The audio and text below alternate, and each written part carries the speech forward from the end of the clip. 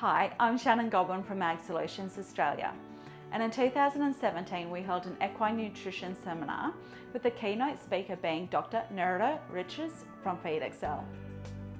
The following video features Nerida discussing hoof and coat health. Rightio, so for hoof and coat health, achieving really good hoof and coat health is pretty easy. So you've got to feed to maintain a healthy hindgut, and then feed to meet all nutrient requirements. So a healthy hindgut's going to house the bacteria needed to produce biotin, and it's also just going to keep the horse generally healthy if you've got the right bacteria in there. And then feeding to meet all nutrient requirements is going to ensure the nutrients your horse needs to grow healthy hooves and to maintain healthy skin and the right coat colour and healthy hair are going to be provided. So how do we keep the hindgut healthy? Feed plenty of forage. We've talked about this. The latest recommendations, which were only out maybe 7 or 8 months ago, are to feed a minimum of 1.5 kilos of forage per 100 kilos of body weight. Which, if I say that to thoroughbred trainers, they go, I couldn't possibly feed that amount. And I'll say that to most of you, and you're probably thinking, well, that's not very much. So the more forage you can feed, the better. If you can get away with having a horse just on forage, so just pasture, just hay, and then topping up the mineral levels that are missing out of your forage, that's the ideal situation for a horse, but not everyone has the forage quality or the situation to be able to do that. So only add grain-based feeds when you simply can't meet calorie or protein requirements with forage alone. So if you just can't maintain weight on a horse on just forage, then you have to feed something that's higher in calories, which is where grain comes in, but only do it if you need to. And if you do feed grain or grain-based feeds, make sure they're cooked. And we'll go through this. Here is why. So this is what I did my PhD on. So this is 3 years of my life in about 3 minutes, okay? So grains are hard to digest for horses. So the starch, so remember this is a starch, they're useful, these are like little yellow balls. I have to keep hiding them. I've got 2 kids and I have to keep hiding them from my kids because they want to chop them up. I'm like, no, don't cut up my starch. The starch in grains is hard for a horse to digest in the small intestine. So all I mean by digest is just chop that up into single glucose pieces and then absorb it into the blood. But it's not easy for them to do. So if you feed it uncooked, the starch travels through the small intestine where it misses being chopped up and absorbed, and it ends up in the hindgut because that's the only place it can go. And in the hindgut there's a couple of different populations or families of bacteria, if you like. There's ones that love to ferment fibre, and there's ones that love to ferment starch. And there's another little group in the middle that like to eat lactic acid that we won't talk about tonight, but they're there. So if you start feeding a whole heap of uncooked grain and dumping a whole heap of starch in the hindgut, you favour these starch fermenting bacteria because they're kind of aggressive little creatures, and where the fibre fermenting bacteria take about 18 hours to fully reproduce and double in number, which is really slow if you're bacteria, the starch fermenting ones will double in number every 2 hours. So you start feeding them and their population just explodes and they produce a lot of acid very, very quickly, and the poor little fibre fermenting bacteria don't like acid, and they will shut down, they'll stop functioning, and then they'll actually die. So you get this situation where it's called hindgut acidosis, where you're feeding these starch fermenting bacteria starch, and they produce all this acid and it accumulates in the hindgut and you get what we call acidosis. So these changes in bacterial populations lead to reduced biotin production. So you get cattle in feedlots and you give them acidosis. Do you know, who's familiar with feedlot nutrition, where they have them like as background as steers on pasture, and then they'll bring them into a feedlot and they'll feed them like a 10% grain ration, and then eventually they build it up very slowly over time to a 90% grain ration? That's all to allow the bacterial population in the rumen to adjust very slowly to having more starch and less fibre.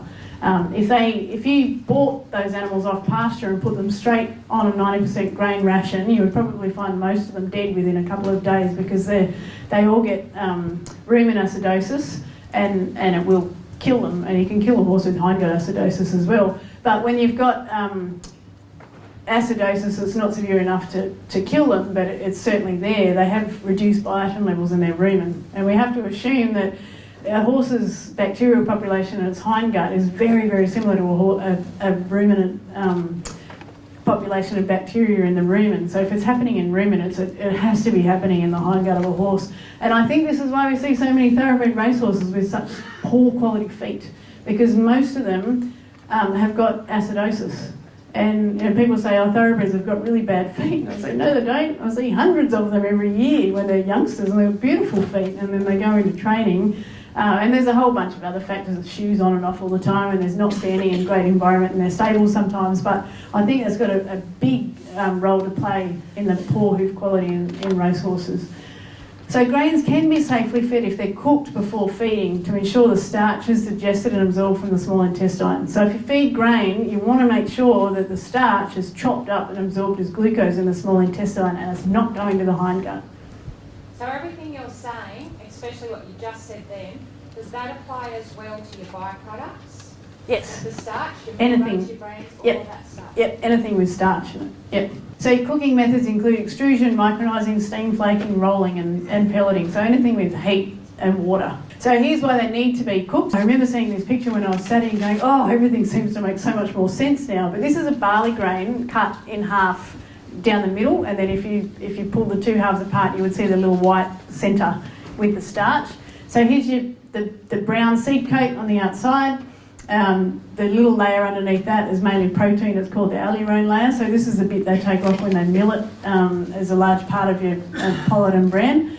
And then the bit in the centre here is called the starchy endosperm. So this is the white stuff. And this is obviously highly magnified and stained. If you have a look inside the white stuff, there's all these, can you see those, I don't know if you'll be able to see them at the back of the room, but there's all these really fine little cell walls you can see. So there's actually cells in there, and then within, this one's been highlighted here, and then the little black dots are the starch. So starch isn't floating around in a grain looking like this, it's actually bundled up in a really, really tight little ball. And we can see that, so this is even more magnified. So this is just inside one of those endosperm cells in the white bit. And the smooth little balls, that's starch. So that's the glucose all stuck together, but then it's bundled up in a really tight little ball. So what happens when you feed raw barley or raw corn to a horse is that the starch looks like this. And if you had a pair of scissors, if I gave you a pair of scissors again and said chop some of the glucose off that, you'd get a bit off. But by the time it's moving down the gut, you've only got a certain amount of time to actually chop at it. So if you feed raw barley or corn, they can get about 25% of the glucose off those starch granules, and the rest keeps travelling happily on down to the hindgut, where the starch fermenting bacteria will very gleefully turn it into acid for you. So what happens when we extrude or cook properly with heat and pressure, heat and moisture, and pressure is included in the extrusion process, which is why it's so effective, is it, instead of having this really tightly bundled ball of starch that you can't chop up, it does this to it. And that's called gelatinisation. So it's exactly the same. Who's put rice in a rice cooker or a saucepan and cooked it, and it's gone from being hard and then it goes nice and soft and squishy? Same process. So the starch then is travelling down the small intestine like this. If I gave you a pair of scissors again, you'd chop it to pieces again because it's really easy to access. So that's why when you cook grain, they can actually digest it in their small intestine, and it doesn't end up in their hindgut. So what we did is really hard to measure starch digestion in the horse because inconveniently the small intestine is right in the middle and you can't get to it without doing a fair bit of damage to the horse in the process. So it's a really, really difficult thing to measure. So what we did was actually created a horse in a test tube, which was much more convenient. And we would put the enzyme, so we'd put the little scissors that chop up starch in the test tube, and we'd create a fluid that was like the fluid that would have been in the small intestine at about the same pH. And then we would put the grain, so a tiny little bit of very finely ground up grain inside there as well, and we would give it 15 minutes at body temperature to see how much of the starch that we put in at the beginning was turned into glucose by the end. So we knew how much starch we were putting in, and at the end of 15 minutes we could measure how much glucose was in there, and that would give us a really good idea of how much of this starch was being chopped up into glucose. And then we correlated that we measured hundreds of glycemic response curves to see if it correlated with how high the glucose would go after you fed a horse the grain. But what we found in this little test tube assay was that after 15 minutes, if we put uncooked corn, so just corn that you'd buy for your chooks, uncooked corn, into the test tube, and remember it's really finely ground, so it's not like we just dropped a corn kernel in, and so they're all ground up to the same size. We're only getting maybe 15% of the starch broken down to glucose in the 15 minutes. We put micronized corn in, it was a little bit better, it was getting up around 35% of the starch would be broken down to glucose by the end of the 15 minutes. Put extruded corn in, and we're up around 75% of that starch was being chopped up into glucose in 15 minutes. So it's a pretty dramatic effect, and this is why, and it doesn't matter who does the extrusion, so there's quite a few companies in Australia that extrude feed, and because of the cooking process and the heat that's there and the moisture and the pressure, it just absolutely busts these starch molecules to pieces, and they can be really easily chopped up. So cooking grain means starch is digested in the small intestine, so it's a massive benefit. As soon as you ferment starch, straight away you lose 30% of the energy from your starch in your grain because it goes out in heat and gases from the hindgut. So you're wasting, I said to people, you may as well get 30% of your feed and tip it on the ground because your horse is going to be able to use that, and then feed it the rest. So they get the full benefit out of what you're feeding them, which is good start. And then you avoid this rapid fermentation of starch in the hindgut, which means your beneficial bacterial populations are maintained, which means biotin production continues, and your hooves and coat and skin remain healthy.